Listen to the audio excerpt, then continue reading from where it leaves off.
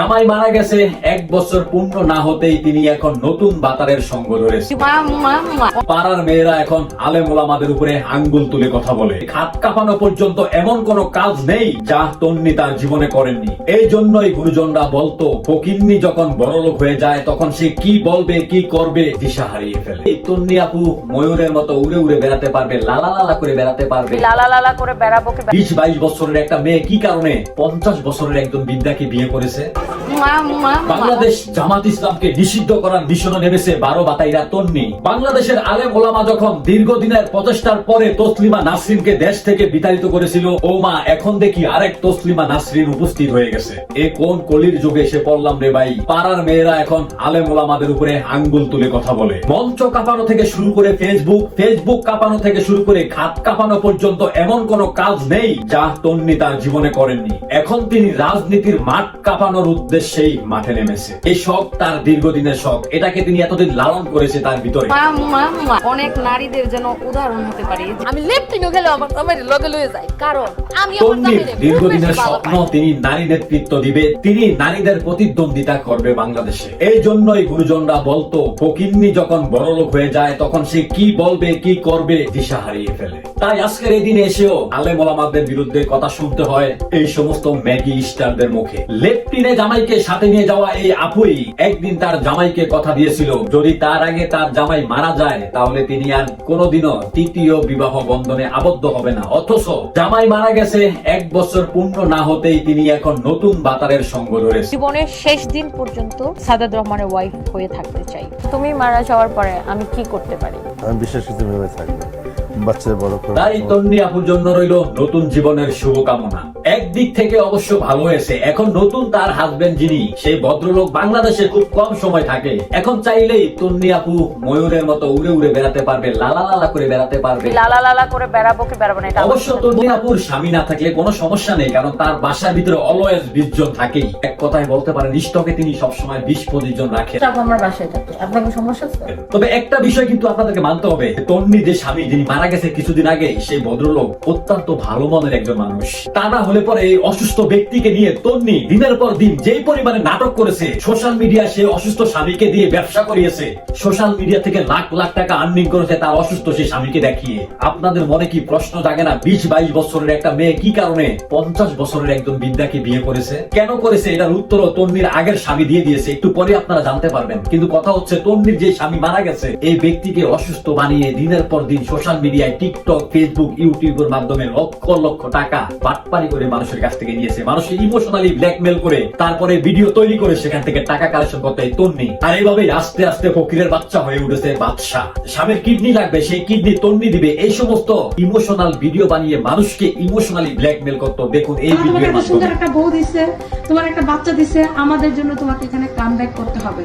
Don't Cry, তোমাকে কান্নাকাটি করলে হবে না। তুমি যদি কান্নাকাটি করো আমি আর আসবো না। তুমি কান্নাকাটি করাই যাবে না, কোনো কান্না করা যাবে না, তোমাকে কাম ব্যাক করতে হবে এখান থেকে।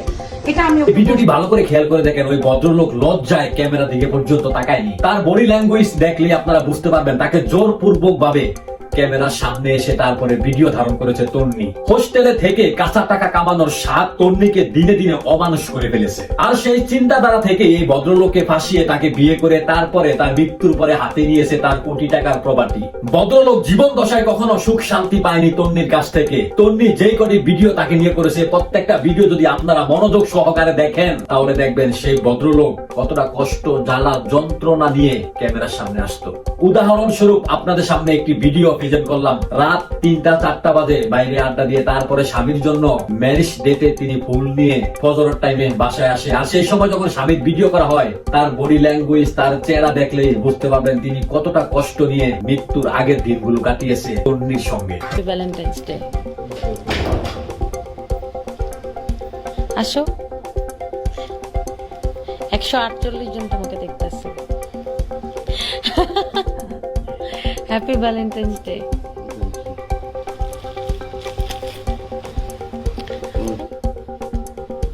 কি হয়েছে? হ্যাঁ, যেখান থেকে হোক আনছি তো। তোমার চেহারা দেখে তো মনে হইতেছে না খুশি হয়েছে। তোমার মনে ফুলের পাপড়ি গুনতেছো। এই ব্রেস্টের দেখুন তিনি কিন্তু হাসি মনে কিংবা খুশি মনে একটি কথা বলেনি, একটি অ্যান্সারও দেননি তন্নির কথা। দিনের পর দিন তন্নি মানুষকে বোকা বানিয়ে মানুষের ইমোশন নিয়ে খেলা করে তারপর এই লোককেই ব্যবহার করে অনলাইন থেকে কামিয়েছে হাজার হাজার ডলার। আর এটা নিয়ে আফসোস করার কোনো কারণ নেই, কারণ বাজারের মেয়েরা কি বুঝবে ভালোবাসা সংসার কি জিনিস। অন্যদিকে তন্নির বাসার কাজের বুয়া তিনি আবার কি বললেন শুনে আসি আপডেট। টনি আপু রান দেখায়, অশ্লীল পোশাক পরে সে ফেসবুকে আসে, লাইভে আসে। তুই এত পর্দাশীল বুড়ি বয়সে তুই ফেসবুকের মধ্যে কি করিস? তোর তো গলার এই পর্যন্ত দেখি বের করা, কেন এইটা কি পর্দার আওতায় না? টনি আপু গলা বিরোধী কাজ করছে। এইসব করে তিনি আজ রাতারাতি ফকিন্নি থেকে বাদশায় পরিণত হয়েছে। একটা ছিদ্র একটু ময়দা থাকলেই আপনিও হতে পারবেন রাতারাতি ফকিন্নি থেকে বাদশা। ক্ষণিকের মুখে রাম রাম শব্দ।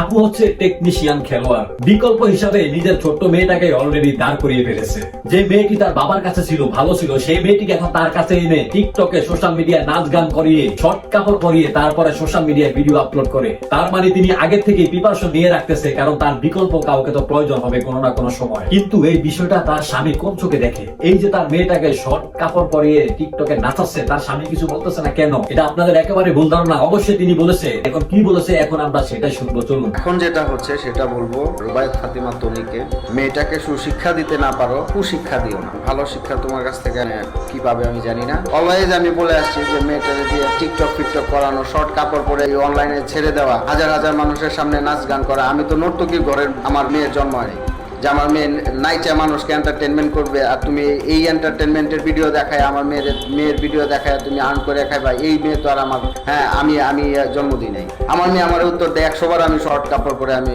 ভিডিও করব তোমাকে। অবশ্যই আমার, কারণ তোমার সাথে আমার আমার সম্মান জড়িত, তোমার সাথে আমার সবকিছু জড়িত, তুমি আমার রক্ত, এটা আমার প্রবলেম। এই বেচারা আর কি করতে পারে বলেন?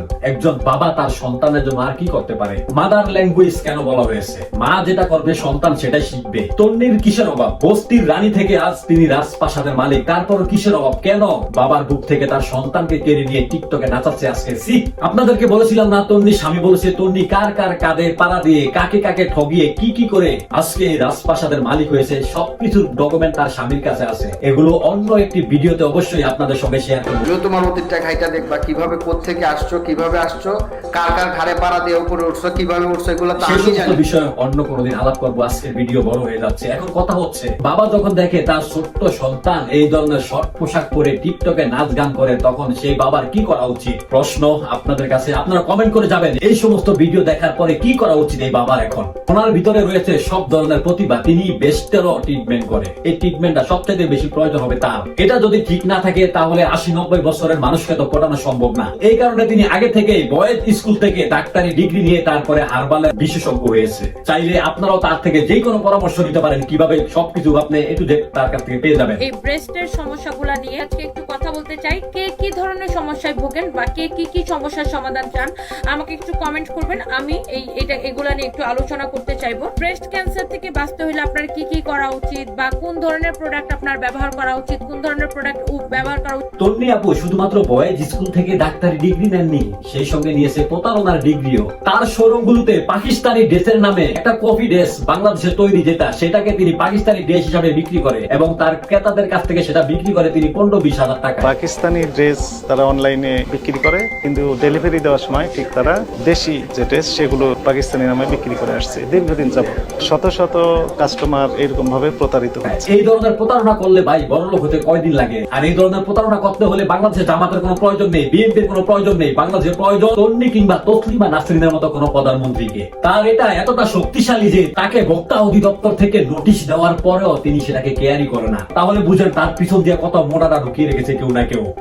এইরকম একটা ব্যবসা যদি আমি করতে পারতাম, 300 টাকা দিয়ে জিনিস কিনে যদি 15-20 হাজার টাকা বেচা যায়, তাহলে আর কি প্রয়োজন বলেন? প্রতি সপ্তাহে হাজি ক্যাম্প গিয়ে ওমরা করলেও তো টাকা শেষ হবে না। এই তন্নি খালায় অনলাইন লাইভে এসে যে সমস্ত অশ্লীল ভাষা ব্যবহার করে, মা মেয়ে, বাবা মেয়ে কিংবা বাবা ছেলে একসঙ্গে বসে দেখার মতো পরিবেশ থাকে না। আছে তোর মারে পড়াবি না বউরে পড়াবে? আগে এটা ব্যাখ্যা কর, তারপরে আমি বলবো কোন সাইজের ব্রাটা দিব তোরে। আগে বল তোর মা করবে না তোর বউ করবে, আগে এটা ব্যাখ্যা কর। এমডি মনির প্রয়োজনে আমি যেটা পড়ে আছি ওটা খুলে দিয়ে বেড়া আছে, বেড়া নাই, কাশি আছে, কাশি লাগবো তোর?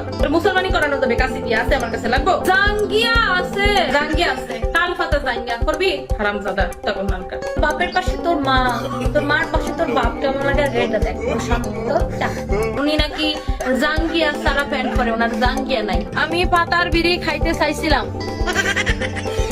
ধরুন আপনি আপনার সন্তানকে রাতে বুকের উপর নিয়ে শুয়ে আছেন আর ফেসবুক টিপতেছেন, সেই সময় তন্নি খালামনির একটা ভিডিও আসলো আর সেখানে তিনি বলতেছে তিলটা খুব জায়গা মতো আছে, তিলটা অনেক সুন্দর লাগতেছে। তখন যদি আপনার সন্তান আপনাকে জিজ্ঞেস করে বাবা এই তিলটা কি, এটা কোথায়, তখন সেই বাবা মায়ের অবস্থাটা কি হবে একবার ভেবে দেখুন।